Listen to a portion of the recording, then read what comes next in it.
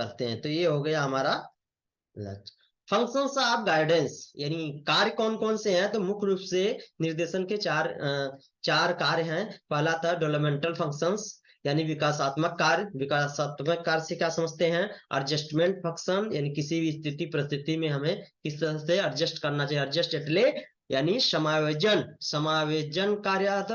Orientation यानी हमें कहीं भी हम जाते हैं तो हम पहले अपना क्या करते हैं, ओरिएंटेशन करते हैं, अपने बारे में बताते हैं, अपना अपने बारे में बताते हैं, अपने आप हैं कौन, आप कहाँ से आए हैं। तो ये सारा चीज इस तरह से हमारा निर्देशन कैसे काम, ओरिएंटेशन फंक्शंस, मूल्यांकन और अंतर संबंध कार्य। ये जो है चार प्रकार के, हम चारों प्रकार के एक एक करके देखेंगे। कि पहला देखेंगे कि डेवलपमेंटल फंक्शंस क्या है।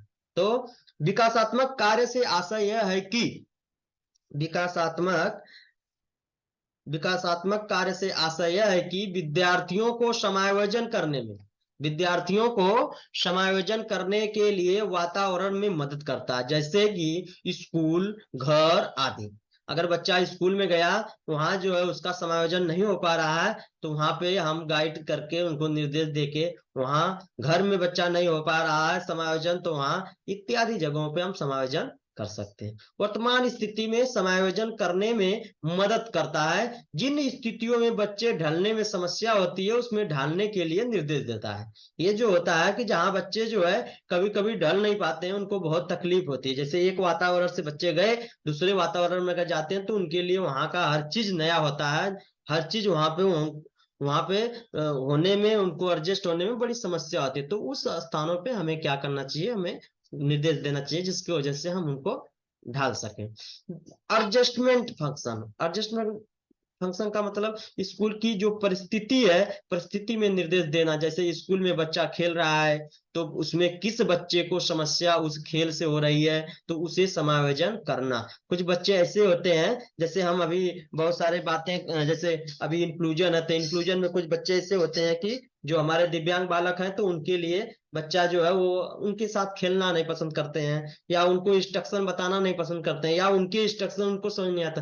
तो इन सारे वजह से कुछ बच्चे ऐसे होते हैं कि हमारे समान बालकों के साथ जो दिव्यांग बालक होते हैं एडजस्टमेंट नहीं हो पाते हैं। तो उस खेल में उस बच्चों को हमको क्या करना चाहिए, एडजस्टमेंट करना चाहिए, उनको बताना चाहिए नहीं भाई, ये भी बच्चा आपकी तरह है, आप इनको अगर बताओगे तो ये भी खेलेंगे, ये भी परफॉर्मेंस अच्छा करेंगे। तो वहां पे उनको हम क्या कर सकते हैं, समायोजन किया जा सकता है। ओरिएंटेशन फंक्शन जिसमें शैक्षणिक समायोजन की जो समस्या आती है, शैक्षणिक समायोजन की जो समस्या आती है, उन चीज के बारे में पहले से बताना या अवगत कराना, या व्यक्तिगत उद्देश्यों और मूल्यों के बारे में निर्देश देना कि भाई ये ऐसे होता है, ये ऐसे होता है, आपको इस तरह रहना है, इस तरह आपको रहना है, इसको इस तरह गाइड करना। इन सारे चीज से हमें क्या करना, बच्चों से अवगत कराना। मूल्यांकन और अंतर संबंध का निर्देशन का कार्य होता है कि खुद का मूल्यांकन करना और खुद को समझना, कि स्वयं का मूल्यांकन करके महसूस करना कि आपने ये सारा निर्देश दिया, सारा किया, तो फिर मूल्यांकन करना, भैया वाकई में वह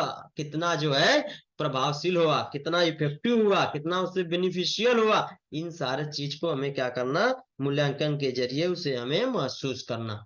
अगला हम देखते हैं नीड फॉर गाइडेंस।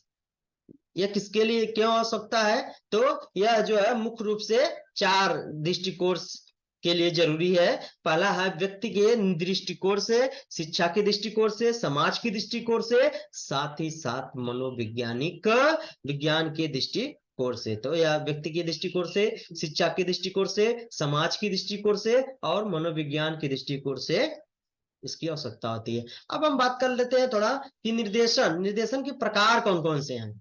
निर्देशन के प्रकार की हम बात कर लेते हैं कि सन 1930 में विलियम मार्टिन प्रोक्टर ने अपनी पुस्तक शैक्षिक एवं व्यवसायिक निर्देशन में निर्देश के 6 रूप बताए थे। 6 रूप बताए थे, वो 6 रूप कौन कौन से थे। पहला तो था व्यवसायिक निर्देशन, शैक्षिक निर्देशन, सामाजिक एवं नागरिक कार्यों में निर्देशन, स्वास्थ्य एवं शारीरिक समस्याओं में निर्देशन, चरित्र निर्माण क्रियाओं में निर्देशन, अवकाश के समय का उत्तम उपयोग करने के लिए भी निर्देशन देना। कि बच्चे को अगर मान लीजिए अवकाश है, तो अवकाश की स्थिति में क्या करे, उसको उस तरह से हमें क्या करना, निर्देशन देना, बताना। वहीं अगर हम बात कर लें तो सन 1932 में जॉन एम ब्रूअर ने निर्देशन के 10 प्रकार बताए थे, जो निम्नलिखित है आपके, यह दिख रहे हैं। पहला क्या इन्होंने बताया था?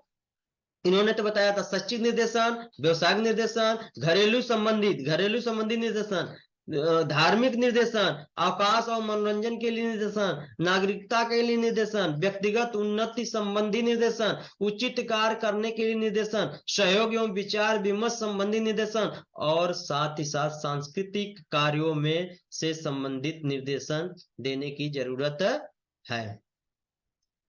अगला देखते हैं पीटरसन के अनुसार। अब बात करेंगे पीटरसन के अनुसार निर्देशन को कितने भागों में बांटा गया है। तो पीटरसन के अनुसार निर्देशन को 5 भागों में बांटा गया है। एक है शैक्षिक निर्देशन, व्यवसायिक निर्देशन, व्यक्तिगत निर्देशन, स्वास्थ्य संबंधी निर्देशन और आर्थिक निर्देशन। अगला देखते हैं प्रिंसिपल ऑफ गाइडेंस, यानी निर्देशन के सिद्धांत कौन कौन से हैं। सिद्धांत की बात करते हैं, तो सिद्धांत की बात करते हैं तो जीवन भर चलने वाली प्रक्रिया माना जाता है। निर्देशन क्या होता है? जीवन भर चलने वाली प्रक्रिया है। तो गाइडेंस जो है क्या है? लाइफ लॉन्ग प्रोसेस, यह जीवन भर चलने वाली प्रक्रिया है। निर्देशन को संपूर्ण शैक्षिक प्रक्रिया का एक अंग समझना चाहिए। निर्देशन को संपूर्ण शैक्षिक प्रक्रिया का भी एक अंग समझना चाहिए, क्योंकि हम इसके द्वारा हम कहीं ना कहीं कुछ ना कुछ हम हासिल करते हैं, सीखते हैं, कुछ हमारे अंदर जो है इंप्रूवमेंट होता है। इसलिए इसको शैक्षिक प्रक्रिया का एक अंग के रूप में स्वीकार करना चाहिए। निर्देशन समस्त छात्रों के लिए होना चाहिए। निर्देशन मात्र किसी को मतलब एक दो छात्रों के लिए नहीं, सभी छात्रों के लिए आवश्यकता है। जितने क्लास में बच्चे पढ़ रहे हैं सभी के लिए निर्देशन की आवश्यकता है। समस्त स्तरों को होना चाहिए भाई, जो ये नहीं कि मतलब कि जो है कि जो फाइनल ईयर में गए उनको जरूरत तो नहीं, सभी को लिए जरूरी है। कभी भी स्थिति और परिस्थिति को ध्यान में रखकर हर स्तर पर, हर लेवल पे हमें निर्देशन देने की जरूरत है।